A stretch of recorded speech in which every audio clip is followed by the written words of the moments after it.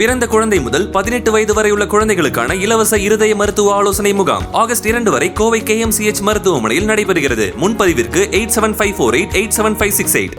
இதற்கு முன்னால் ஏற்கனவே சென்னையில் நமது மரியாதைக்குரிய ஜெயின் சுவாமிகளை சந்தித்திருக்கிறேன்.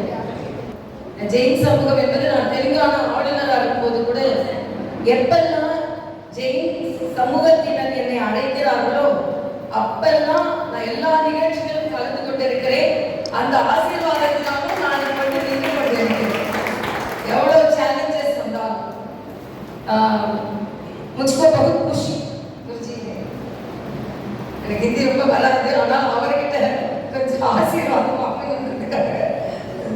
அதனால இங்க அதுவும் இங்க சகோதரிகளையும் சகோதரர்களையும் பார்க்கும்போது முடியாததுக்கு மிகப்பெரிய பலத்தை நீங்கள் கொடுத்துக் கொண்டிருக்கிறீர்கள்.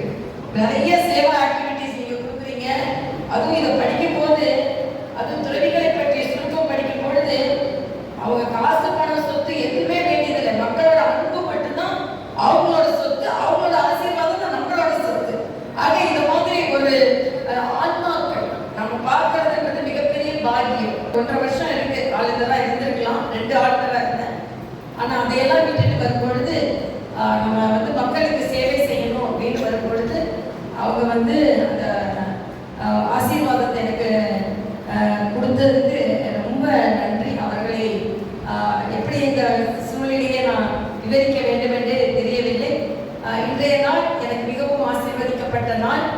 என்னோட வாழ்க்கையில எல்லா உயர்வுகள் வரும்பொழுதும் நான் அவங்களோட ஆசீர்வாதத்தை மனமாற நினைத்துக் கொண்டு நீங்க எப்பெல்லாம் கூப்பிடுறீங்களோ அப்பெல்லாம் உங்களோட அசோசியேஷனுக்கு வருவேன் என்பதையும், எப்பெல்லாம் சுவாமிஜிகள் இங்கே வர்றாங்களோ அப்போ நான் ஆசீர்வாதம் வாங்கிக் கொள்வேன் என்பதையும் நான் தெரிவித்துக் கொள்கிறேன். எனக்கு மிகுந்த மகிழ்ச்சி.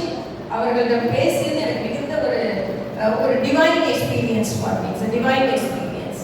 அதனால எனக்கு ரொம்ப மகிழ்ச்சியாக இருக்கிறது. சகோதரிகள் என்ன அவங்க சகோதரிகள் மாதிரியே என்னை கூப்பிட்டாங்க. அதில் உங்களோட ஒருவெல்லாம் நான் ஃபீல் பண்றேன். மாதிரி சகோதரர்களும் எனக்கு ரொம்ப அன்பா இருந்தாங்க. ரயில்வே டிமாண்ட் ஒன்று வச்சிருக்காங்க கேள்விப்பட்டேன்.